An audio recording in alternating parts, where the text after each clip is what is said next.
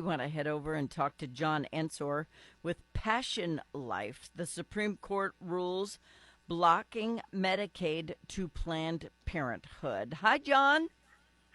Good morning, Fawn. How you doing? I'm very well, thank you. Well, this is a huge victory for the pro-life movement, for one thing. It is. It is. It's short term. It's only 1 year, but we'll take it. We'll take it. But, lower courts are trying to fight this thing. Yes, I do believe that's true, but I don't really see that working. I really think this is going to be upheld, and I think it's not only good for the United States because most people don't really want to pay for abortion, even if you believe in abortion.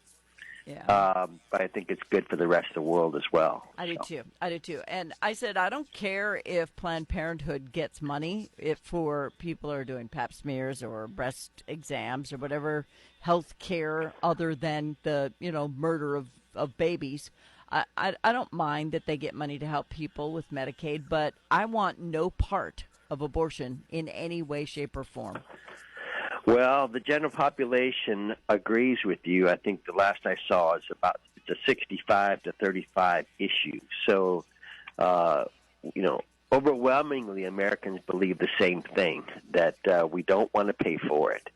And Planned Parenthood, unfortunately, their taxpayer funding has increased almost 50% over the last 10 years, and yet their prenatal care and their cancer screenings and some of these other things that you might want to support has gone down 50 and 60%. Yeah. So they are big abortion. Well, and some of them have done like a massive amount of abortions in places where they know they're getting shut down in the Midwest. It's like they've gone on warp speed abortion mode. Yeah, they according to their own annual report, over 400,000 abortions, so they are the biggest provider, no doubt. And of course, remember, they are global. I mean, most of my work is outside the U.S. these days. Really? The United States only accounts for 3% of abortion around the world on an annual basis, which means that from a moral perspective, 97% of the moral crisis of abortion is it's a world missions challenge for people like me.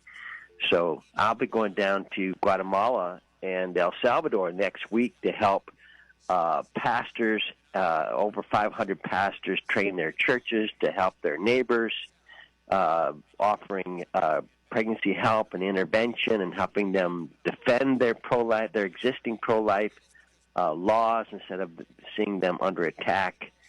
So this is really a global issue, but what happens here in the United States ripples out all over the world. So this is a good move. Yeah, so, I never really thought of it in that perspective.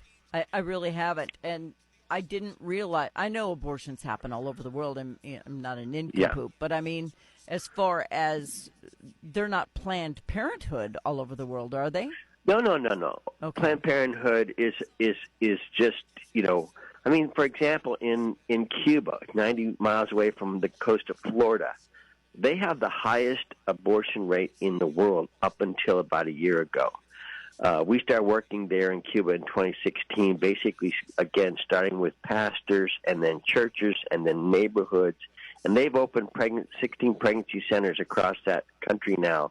But they were number one in the world in terms of the abortion rate.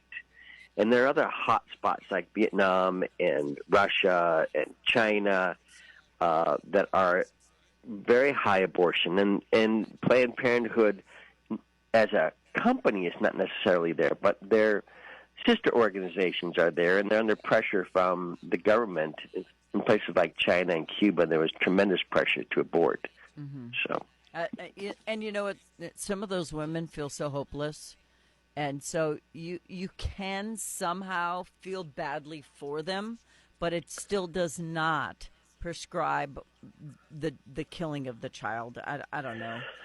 Yeah, well, I think one of the features of the modern pro-life movement that I think is most respectable, admirable, is that by and large our movement isn't out to condemn people. It's to help people recover from our own past mistakes and begin to say forward, hey, don't do what I did. I regret my abortion. I really think that that "I regret my abortion" phrase has become more and more popular. We use it all over the world. We want to see people who made bad decisions in the past really experience God's forgiveness and move forward with their life and begin to help their neighbors.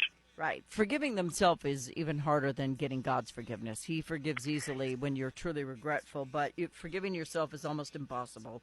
But, I was talking to someone the other day, and I'm like, the worst thing you could ever do is have an abortion. The regret would be horrible. And she said, well, then you're a hypocrite if you don't want other people to have that same access. And I said, so when a drug addict stops doing drugs and advocates to other people to stop doing drugs, he's a hypocrite?